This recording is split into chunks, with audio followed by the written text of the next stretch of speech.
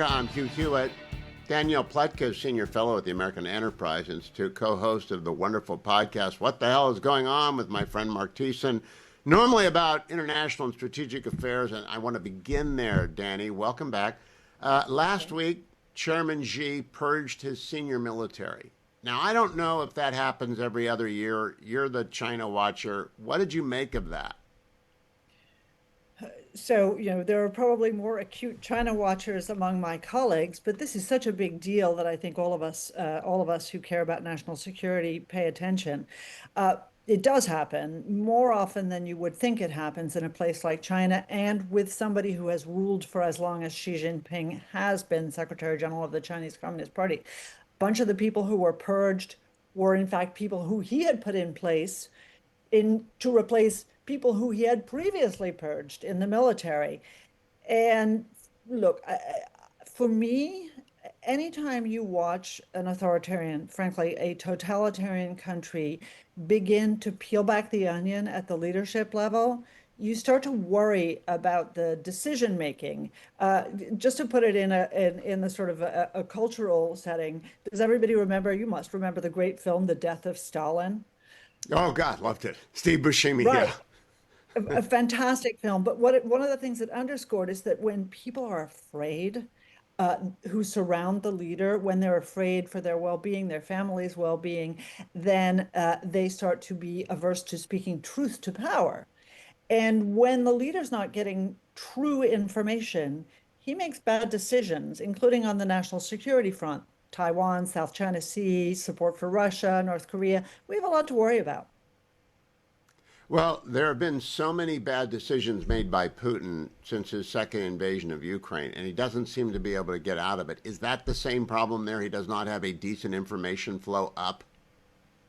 So, I mean, you don't want to take away agency from the bad guy, right? We know that Putin is the bad guy here. This is something he wants.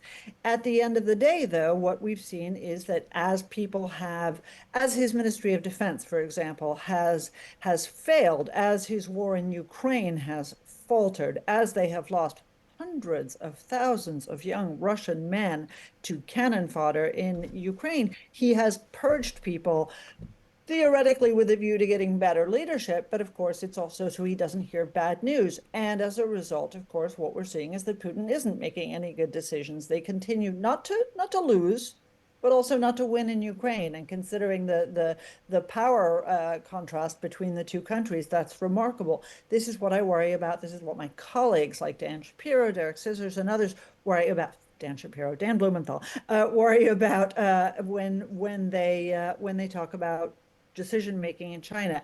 Is Xi Jinping hearing about the real strengths and weaknesses, the real risks and potential problems when they pursue their very aggressive, very forward leaning national security policy? Yeah, let's go from the two bad news situations to the breakthrough. We got all of the living hostages back, we being the West, civilization writ large. Hamas is on its knees, but they control 45 to 50% of Gaza. Do they get rooted out, Danny Pletka? Do you have optimism that our moderate Gulf state allies, the IDF and the U.S., can figure out how to get Gaza to even the starting line of a Marshall Plan, where the Marshall planners are not getting shot upon entry into the Hamas-controlled territory? Well, there were two magical things about the Marshall Plan, and there were many magical things about the Marshall Plan, but there were two very important things. One was that we completely defeated the Axis powers, and they surrendered to us and their leaders. For the most part, were either dead or committed suicide. And the other was that the Marshall Plan was in Germany and to a lesser extent in other parts of Europe. And so it was Germans. You cannot say that Hamas surrendered completely and that this was a total defeat. And in addition, unfortunately, the residents of Gaza and the West Bank are not Germans. That is that is the problem that I see. So whenever we talk about this, you're more optimistic and I'm more pessimistic, and I remain more pessimistic. I don't think that Hamas, but more importantly, the Muslim Brotherhood, of which it is a part, feels like it's on its last legs, feels like it's about to be defeated, feels like they need to give up their weapons. And what the Saudis and the Emiratis and the Qataris are telling everybody privately is, yeah, yeah, we're not involved in this. You want a little Not cash? yet. But we're not Not we're not yet. fixing the problem.